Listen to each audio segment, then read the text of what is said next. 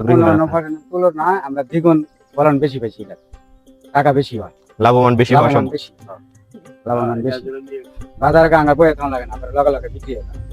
1 বিঘা জমিতে স্ট্রবেরি চাষ করলে কত টাকা লাভবান হওয়া যায় এবং কত টাকা খরচ করে আমার আনুমানিক 2 লাখ টাকা করতে গেছে, আমার 7 লাখ 8 লাখ টাকা বিয়ে আছে 1 বিঘা জমি। 1 বিঘা জমিতে? 1 বিঘা জমি। চাষা স্ট্রবেরি চাষের জন্য কি রকম আবহাওয়া প্রয়োজন এবং আপনাদের এখানকার আবহাওয়াটা কতটা পারফেক্ট? শীত সিজনে আমার খুব মজা, মানে শীত সিজনে আমার তারা খুব হয়, তারা খুব হয়, মানে ফলন বেশি হয়। আর শীত গেলে গা পরে সারা দমে লাগে, রোদ লাগলে সারা দমে লাগে, পরে ফলন কমে যায়।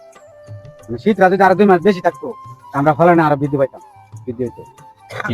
এটা চারাটা আপনারা কিভাবে রোপণ করেন? চারাটা রোপণ করি চাল বান্ধা, এই ইয়ার সময় চাল বান্ধা, পরে এটার মধ্যে বরফের পানি দেয়া, তারপরে ইয়ার লাগে ডেলি বরফের পানি দেওয়া লাগে 2-3 বার, তারপর উপর দিয়ে চাল বান্ধা লাগে, চাল বান্ধা ঘর করিয়া পরে আমরা সারা মানে এটা ঠিক রাখি।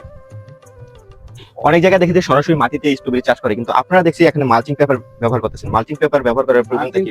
ব্যবহার করার উদ্দেশ্য হইলো খাবারটা নীতিমতন থাকে এর ভিতরে, এরপরে ফলন ভালো হয়, ফলন ভালো পাইছি, ফলটা ভালো থাকে। আর যদি মাটির মাঝে থাকে তো মাটির মাঝে ময়লা হয়ে যায় ফল, আচ্ছা, আপনি স্ট্রবেরি কত বছর ধরে চাষ করতেছেন? 5 বছর ধরে।